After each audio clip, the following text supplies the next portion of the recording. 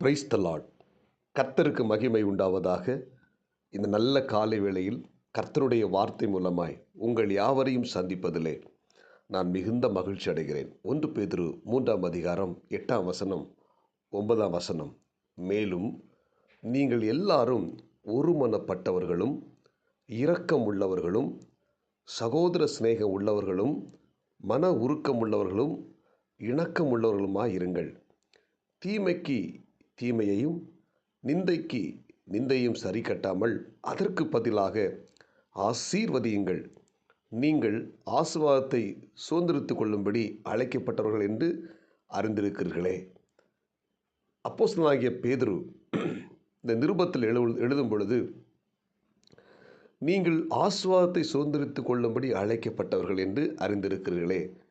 இறைவார்த்தை கேட்கிற தேவனுடைய பிள்ளைகளே, நாம் ஒவ்வொருத்தரும் தேவன் கொடுத்த ஆசீர்வாதத்தை சுதந்திரிப்பதற்காக அழைக்கப்பட்டவர்கள்.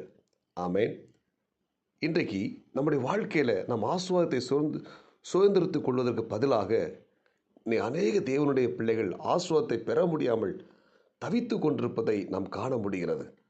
இறைவார்த்தை கேட்கிற தேவனுடைய பிள்ளைகளே, நீங்களும் நானும் ஆசீர்வாதத்தை சுதந்திரித்துக் கொள்ள வேண்டியவர்கள். அதற்காகவே நாம் அழைக்கப்பட்டிருக்கிறோம். எனவே தேவன் கொடுத்த ஆசீர்வாதத்தை இன்னைக்கு சுதந்திரித்துக் கொள்ள முடியாமல் இருப்போமானால் அதை இன்னைக்கு சுதந்திரித்துக் கொள்வதற்கு நமக்கு தேவன் கிருபை தருவாராக. பேதுரு சொல்லும்போது, நீங்கள் எல்லாரும் ஒரு மனம் பட்டவர்களாக இருக்க வேண்டும். தேவன் கொடுக்கிற ஆசீர்வாதத்தை நாம் சுதந்திரித்துக் கொள்ள வேண்டுமானால் நாம் எப்படிப்பட்டவர்களாக இருக்க வேண்டும் என்றால், நாம் எல்லாரும் ஒருமனப்பட்டவர்களாய் காணப்பட வேண்டும். ஒரு மனம் இல்லைன்னா நம்முடைய வாழ்க்கையில் தேவ ஆசீர்வாதத்தை பெற்றுக்கொள்ள முடியாது. கணவன், மனைவி, பிள்ளைகள் எல்லாரும் ஒரு மனதோடு கூட நம்ம என்ன செய்யணும்? தேவன் நோக்கி பார்க்க வேண்டும். அவர்கள் எல்லாரும் ஒருமனப்பட்டு ஓரிடத்தில் வந்தார்கள் என்று வேதம் சொல்லுகிறது. ஒரு மனம் படும் பொழுது அந்த இடத்துல மிகப்பெரிய ஜெயத்தையும் மிகப்பெரிய ஆசீர்வாதத்தையும் கர்த்தர் கொடுக்கிறார். 2வது, இரக்கம் உள்ளவர்களாக இருக்க வேண்டும். அல்லேலூயா. நம்ம எல்லாருக்கும் முன்பதாக இரக்கம் நமக்குள்ள காணப்படணும். கடினமான இருதயத்தை, கல்லான இதயத்தை ஆண்டவர் எடுத்து நல்ல ஒரு இரக்கமுள்ள இருதயத்தை தேவன் நமக்கு கொடுக்க வேண்டும். 3வது, சகோதர சிநேகிதம் உள்ளவர்களாக இருக்க வேண்டும். அல்லேலூயா. சகோதர சிநேகம், மற்ற எல்லாரையும் நம்ம பார்க்கும்போது நம்ம எல்லாருக்கும் ஒரு சகோதர சிநேகம் உண்டாகணும். 4வது, மன உருக்கம் உள்ளவர்களாக இருக்கணும். 5வது, இணக்கம் உள்ளவர்களாக இருக்கணும்.